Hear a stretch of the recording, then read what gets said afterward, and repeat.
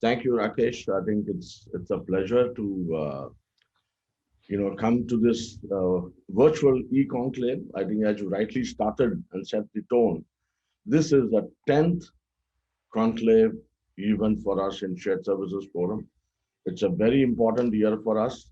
And I think it's also, gaining importance from the business and industry point of view. And as, Rakesh was describing, what we have got today is an excellent theme, a theme which is very, very relevant and futuristic.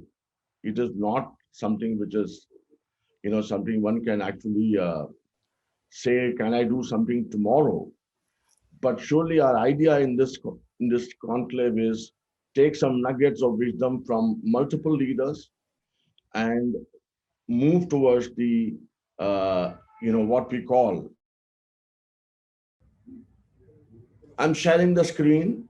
I hope it's visible to all of you, and it's a pleasure to get ahead with this interesting theme of escape velocity. And what I'm really going to share with you, some of my thoughts in this 15 minutes or so, is the power of escape velocity in business. I think, escape velocity, I'm sure all of you would have spent enough time to connect the dots in terms of how, the gravitational pull is to be managed by the rockets to escape and then get onto the space. So while there's so much talking about this, and I'm sure one of the metric I can share with you for escaping the escape velocity is 11.2 kilometers per second, which is something like 40,000 kilometers per hour, the fastest speed that a rocket can take to get out of the space and get away from the gravitational pull. In that kind of a context, I think we are really looking at how this kind of a concept is applicable for business for us. So let me just share some of the thoughts. I'm sure this is something which would strike a very connect for many of us, because in the last 10 to 11 months, the COVID and the COVID-19 has given up a lot of information around black swan or gray rhino.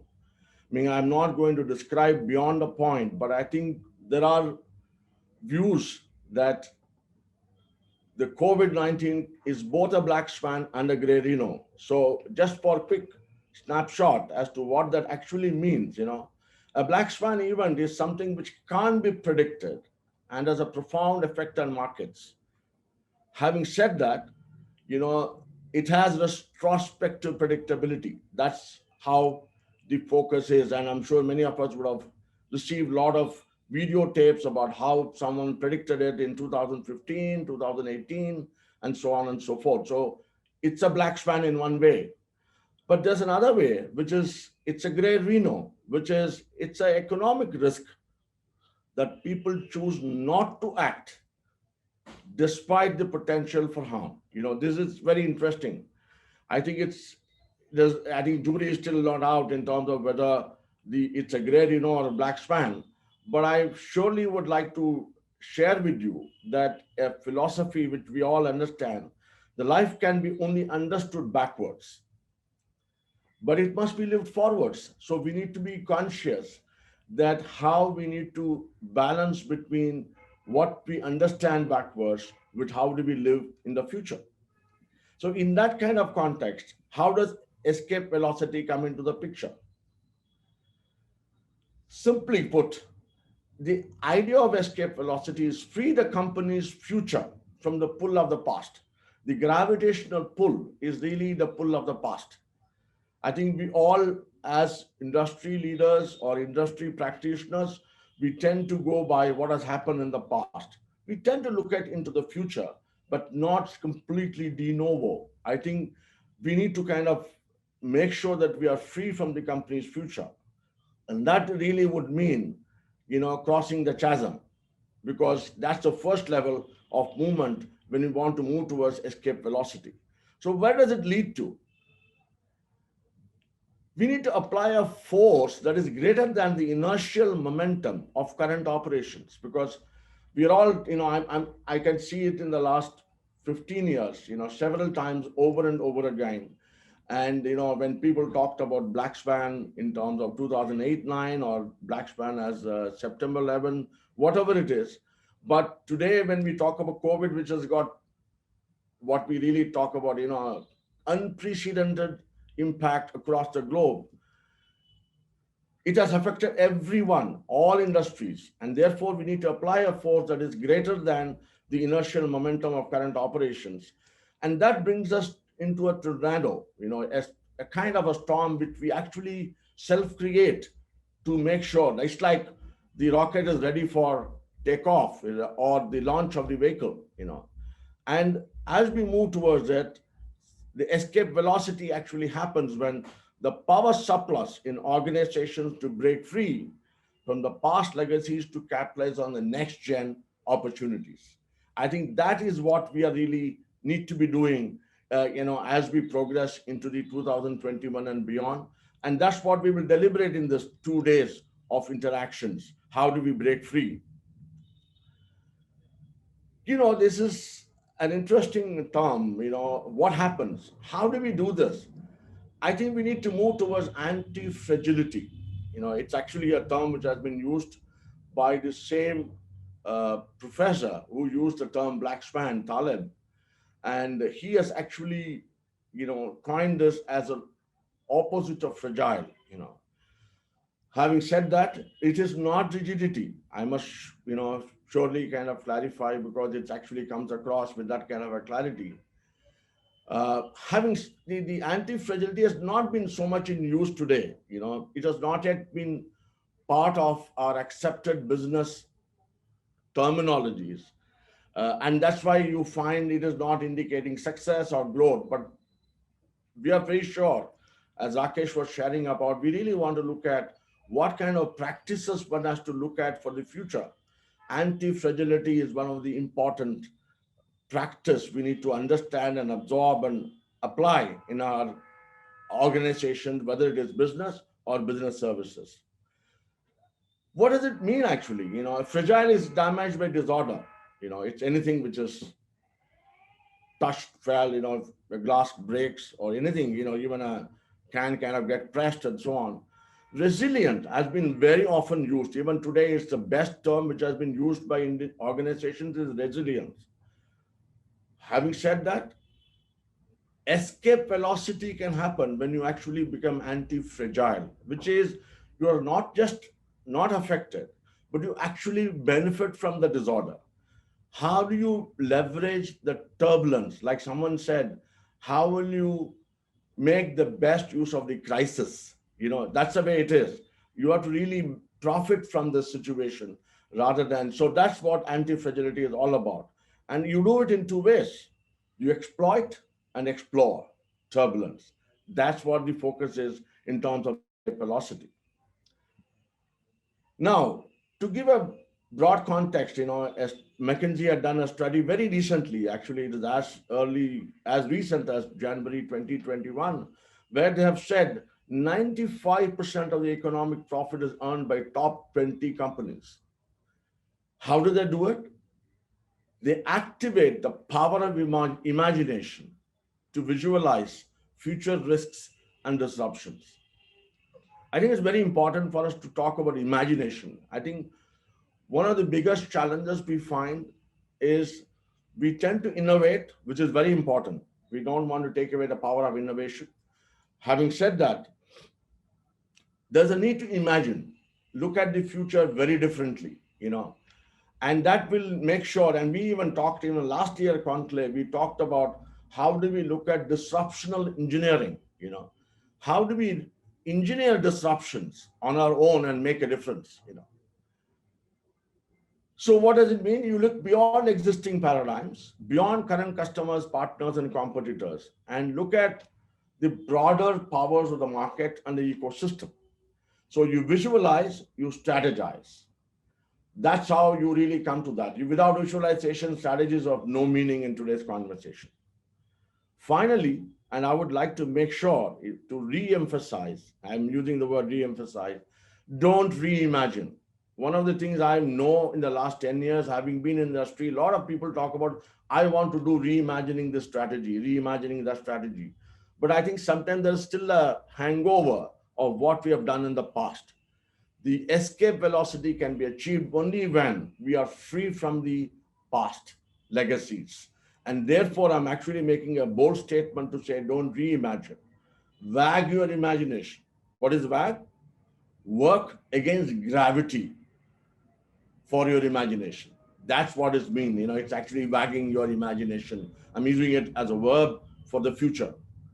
And focus on bold moves, not just on bold plans. It is about action. It is not just about planning, but planning is equally important. But make sure we focus on action. So we really look at visualization, we strategize, and we operationalize. That's how the escape velocity actually happens. So identify disruptions. What do we do when you imagine? Identify disruptions. I said engineer disruptions. By promoting entrepreneurial mindset, I think this is very important. One of the things we all know that whenever there is an entrepreneur making a big impact, we know, oh, this particular organization or individual has created a disruptive, invention. I think what we need to do today is, if this, because disruptions are becoming usual, regular, all the time, actually you will find more gray rhinos. We know very well. One best example I can give you of gray rhino today is data security and data privacy. All of us know working from home has a challenge from a data privacy and data security. I know a lot of IT folks and a lot of large organizations are focused on it, but it's a gray rhino sitting in front of us. If we don't do anything today, it will become a huge disruption of a sort for us to manage in the future. So let's try and look at entrepreneurial mindset to be developed within the organization to identify disruptions. Combine speed with simplicity.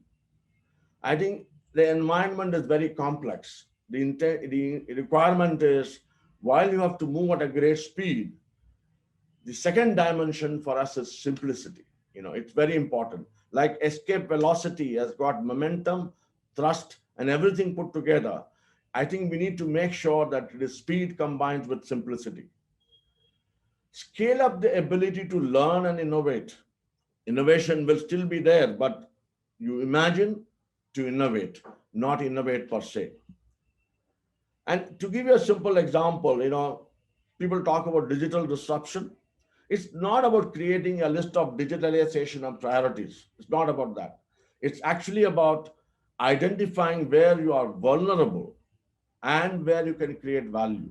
So it's not just about, I've seen a lot of digital transformation programs, but I think they really look at priorities to say, how can I digitalize something? No, it's about the business. It's about vulnerability of the business and make sure how do we really identify and understand those to create value. Having said, I think I need to touch upon business services. It's very important because of business and business services. First one, from a business services point of view, global business services, two P's: protect the core, pivot to new opportunities. That I think is very, very important. That's the first message I would like to share from escaping velocity. Think business and then business services. I think this is very important. Quite often, business services, tends to focus inward. It has to look at outward, externally, completely from the customer into the business to the business services. Third one, right talent is scarcer than capital in the future, because how we can identify disruptions, how we can engineer disruptions, how we can create anti-fragility is what is going to make a difference. And these all will come with talent and leadership. It's not just going to come with just a certain amount of thinking differently. Combine data and digital. Of course, there is no way I can escape not to mention about digital, but make sure we combine data and digital. That's absolutely critical to look at. It is no longer just predictive analytics. I know we have a lot of talk about it. I think today it has to go much beyond and look at what kind of analytics one would really look at. And actually, I would even say one step beyond. Can we actually look at predictive synthesis? because sometimes you break down things, but you don't assemble things back. I think what is important in the future, if you have to look at anti-fragility, can we look at predictive synthesis coming out of various analytics which are coming, and not just analytics which breaks it down? And last but not the least, from a business services point of view, is develop and nurture ecosystem. It's absolutely crucial. Everything cannot be done by us. You can distribute the risk.